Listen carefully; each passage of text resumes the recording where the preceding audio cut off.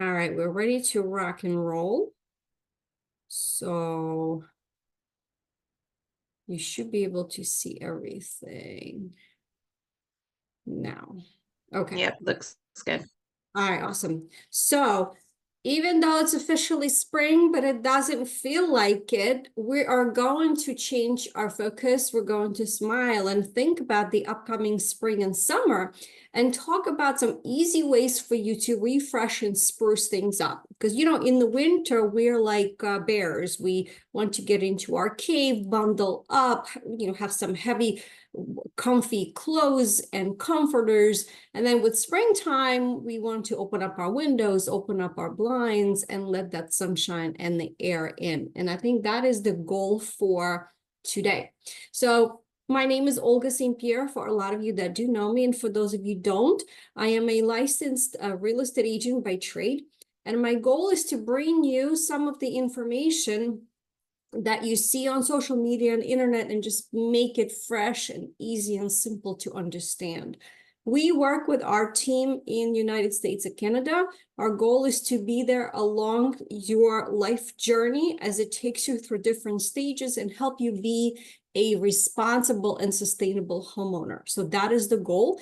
And part of that is education. How do you enjoy and also ultimately protect your home, which is the biggest investment for most of us? So part of that also means that we're going to maintain our home. And if you are looking for some recommendations for professionals, consider us in our free concierge service to you. Think of us as your virtual yellow pages from A to Z. So anyone that you can think of, we probably have some recommendations. So definitely please reach out to us. We're more than happy to make some of those suggestions and send some really good helpers your way. So let's jump in and talk about some of the things. And we're going to start with the least favorite right now, but most important is a deep clean. I want you to think about the fact that we are in and out of our house all the time, and we are bringing in dust and grime and bacteria and all of those things. And even though we do try to keep up and do some cleaning, the dirt still kind of stays and it hides from us. And that's why deep clean is so important. So my goal is for you, and a lot of you know this, that know me, is the goal is for me to not just give you some tips and tricks and have you go and buy out stuff.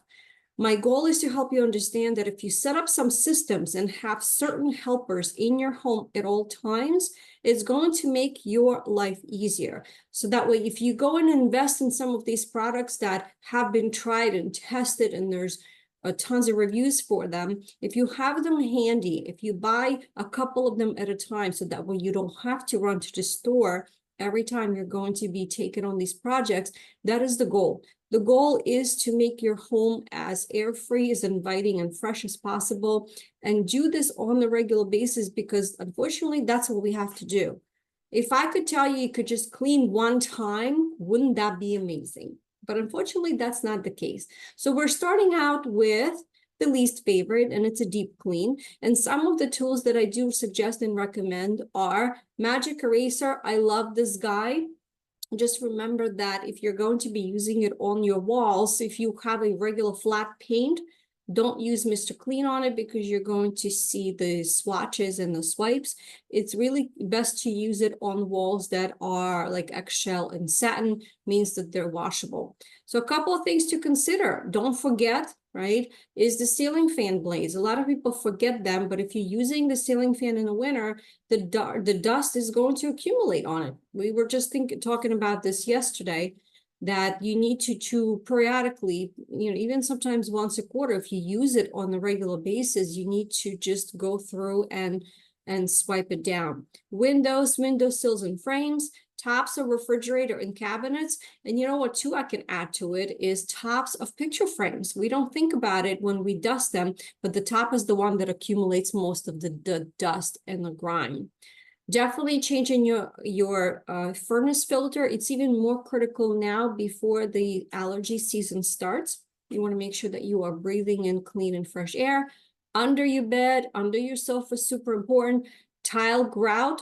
and baseboards. So for baseboards is where that magic eraser is also a great helper. And you know what, sometimes, yep, a fresh coat of paint may be the one to do it.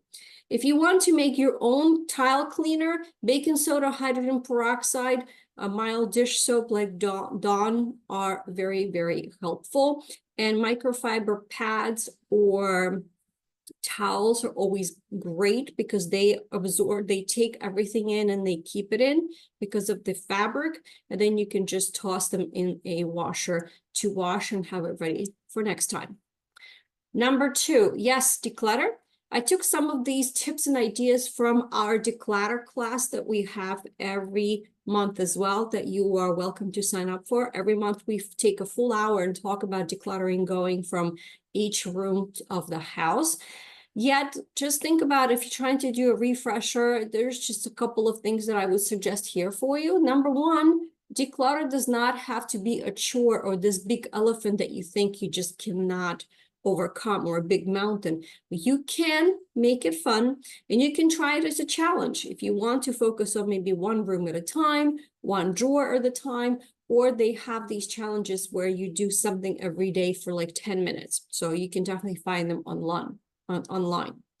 Now, products that go on your body, especially, I am a big proponent of making sure that you are getting them tossed every 6 to 12 months is really a good time frame.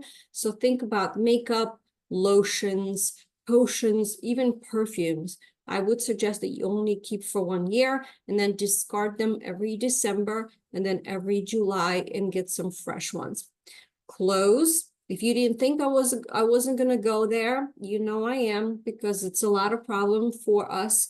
Some of us that are looking for that quick refresh, just something to purchase to give you a little bit of a boost of energy. If you're going to buy something, you need to give yourself an opportunity and a homework to get rid of something. 1 in, 1 out.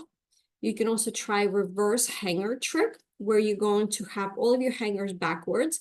And then after you wear something, you have to turn it the other way around.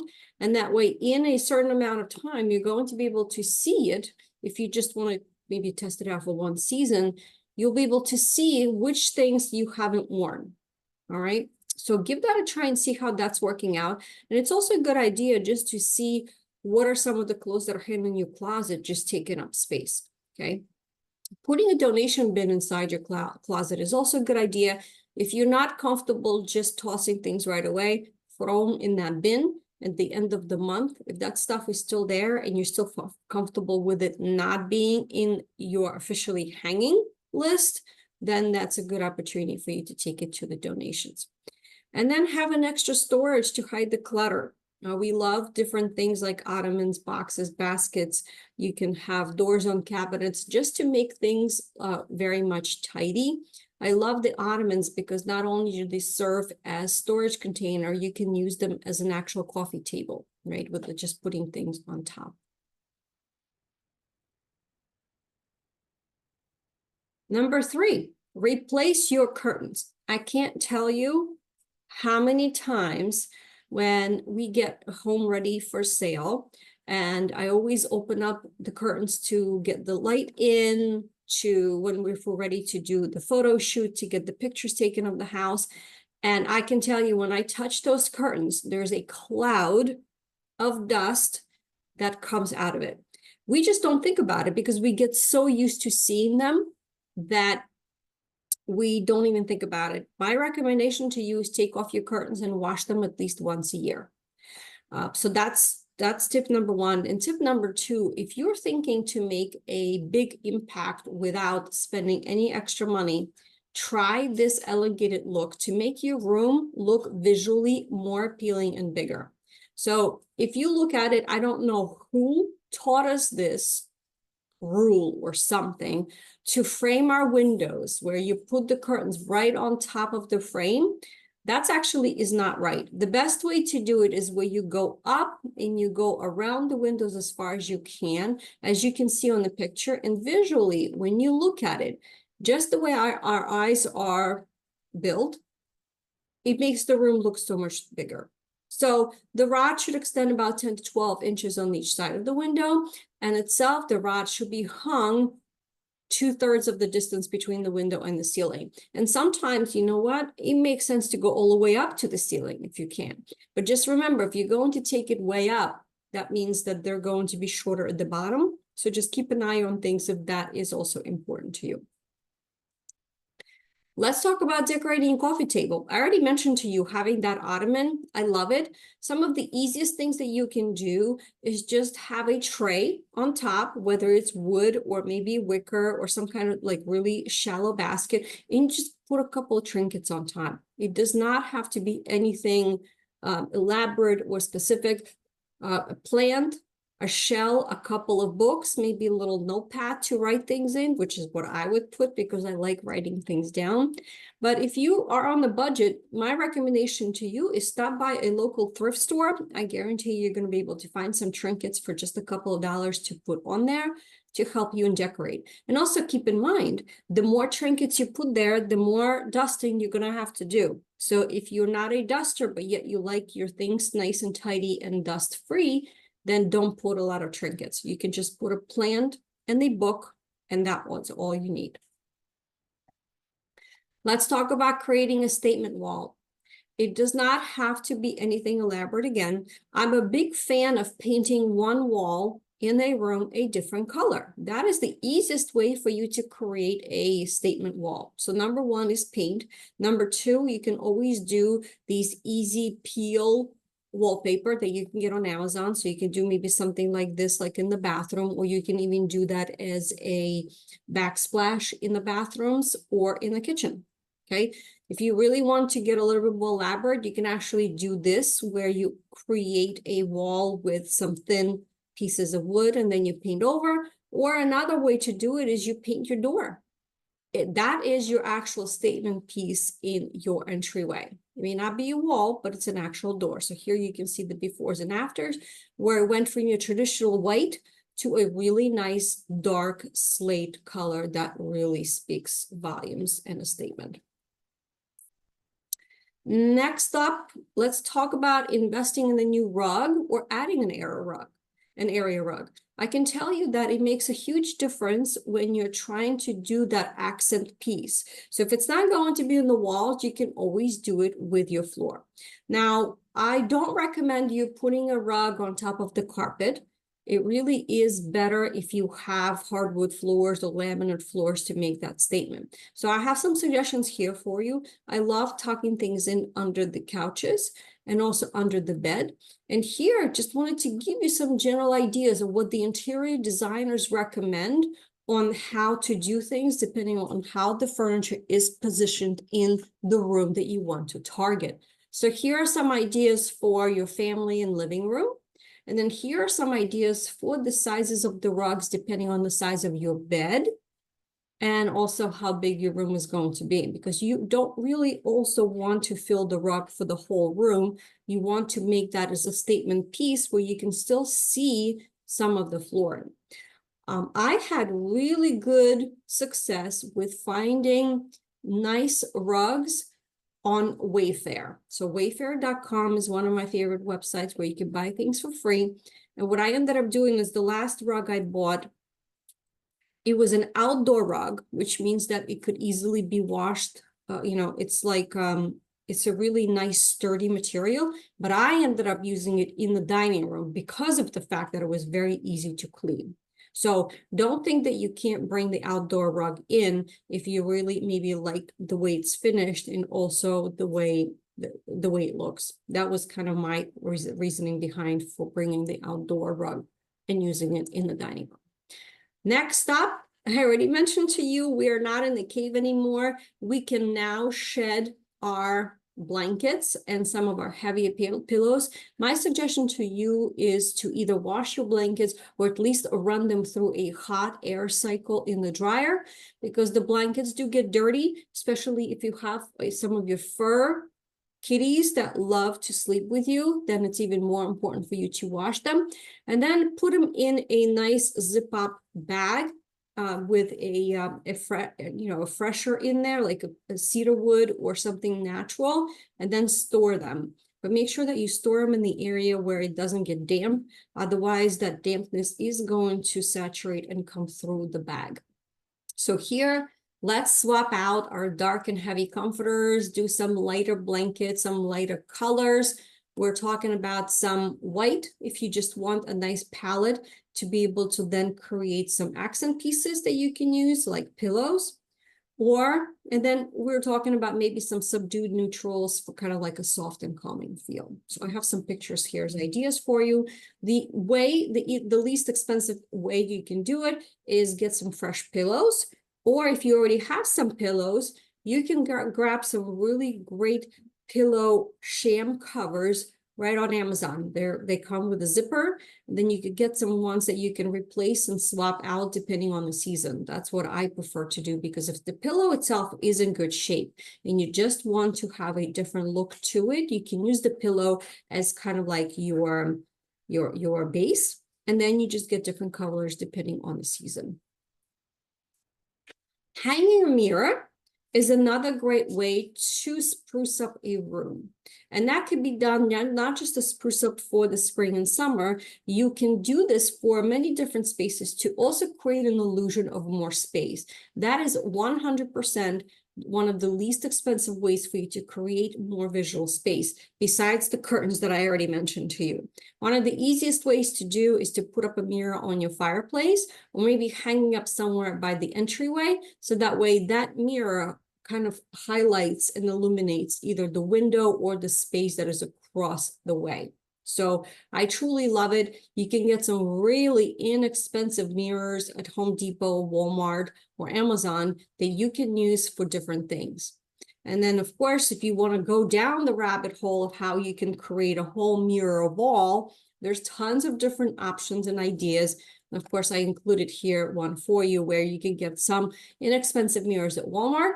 And then you can create a whole wall when you're coming up the stairs, which is going to create a lot of visual space because you have a full wall.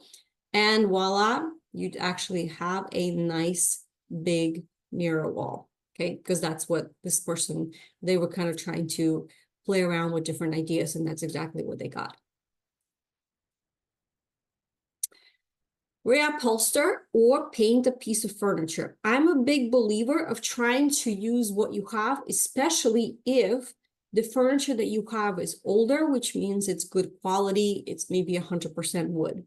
So my suggestion to you is use the different paints that have definitely come a long way with the technology that we have right now for you to paint it or do something with that furniture, including reupholstering it.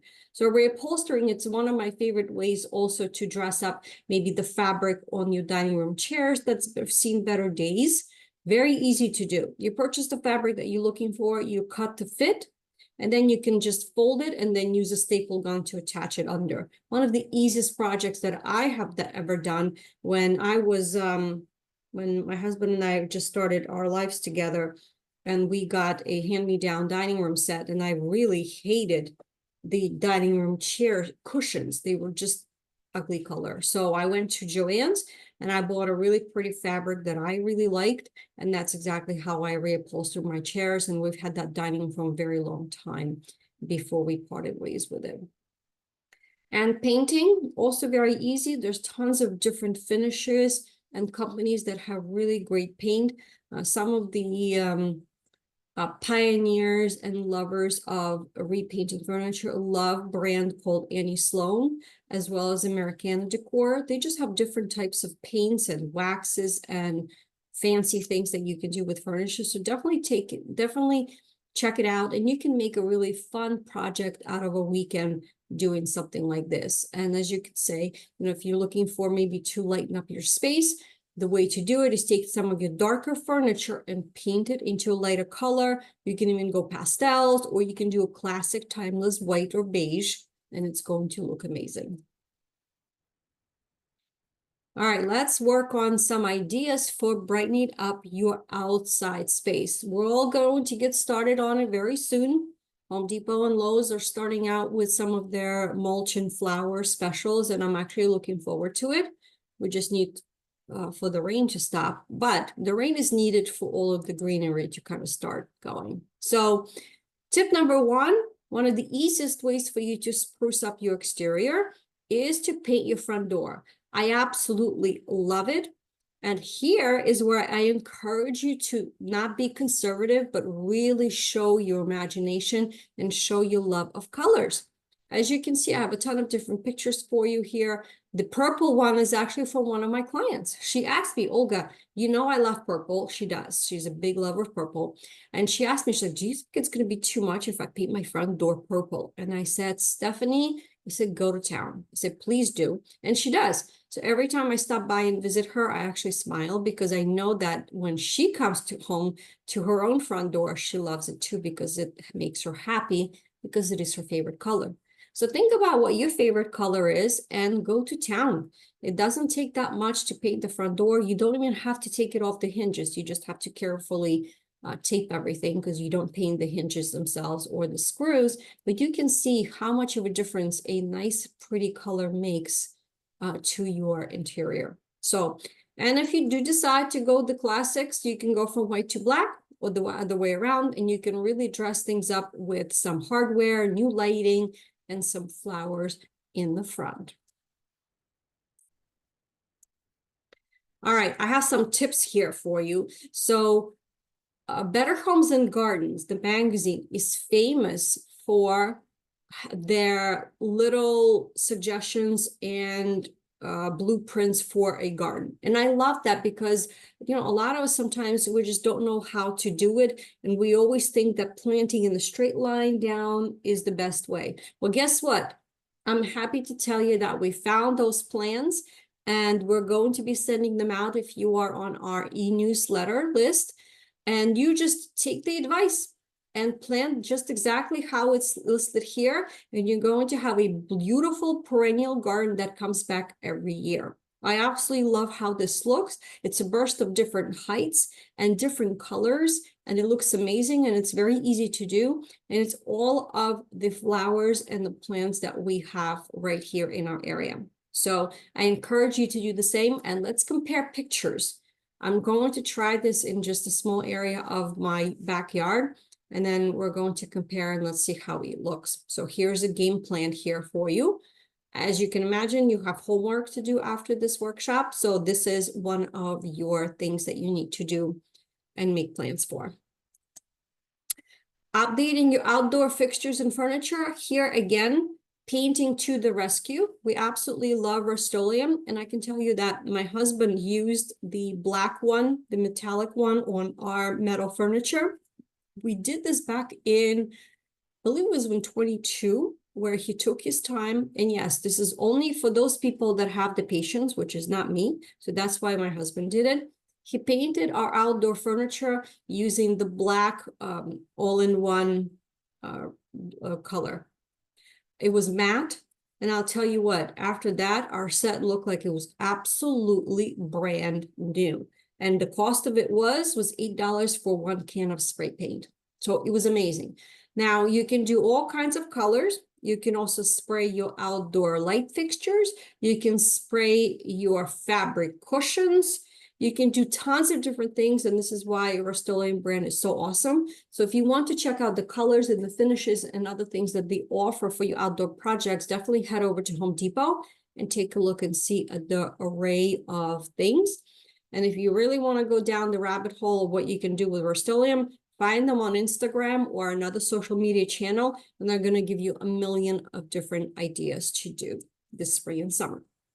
So this is what I wanted to share with you and give you some food for thought. And of course, as usual, if you want to join me for some of the other workshops that we have a ton of, the link to join us is on Live with Olga, including that Declutter workshop that we talked about. And of course, if you're looking to get some of the help, maybe with some landscaping, outdoor cleaning, organizing, things like that, we're happy to help you with a part of our concierge service. And a copy of a recording of this workshop is going to be available at my YouTube channel called At Home with Olga. That's where all the recordings are going to be housed, so that way you can come back at any time and visit and rewatch and get some more ideas and put some more things on your honey to-do list, okay? And on social media, I'm usually hanging out on Facebook, so you can always join me there and let me know what is happening. And also don't forget, to take your before and after photos. That is one of the most important things that people totally forget to do. But this is what's going to give you the most satisfaction when you're working on whatever that project that you want to tackle, or maybe a couple of them. Do your befores and afters so that way you can compare, because that is when you can truly pat yourself on the back and say, I really did a good job. I didn't think I could do it, but look at this, here I am. So that's what I have to share with you today. I hope you can grab some of these fresh ideas and get your honey to-do list going for the next few months. So the link to our workshops is posted here in the chat. Let me know if you have any questions right now. Otherwise, of course, we're going to send you a copy of this booklet that I shared with you. Send that to you as well as a copy of the recording.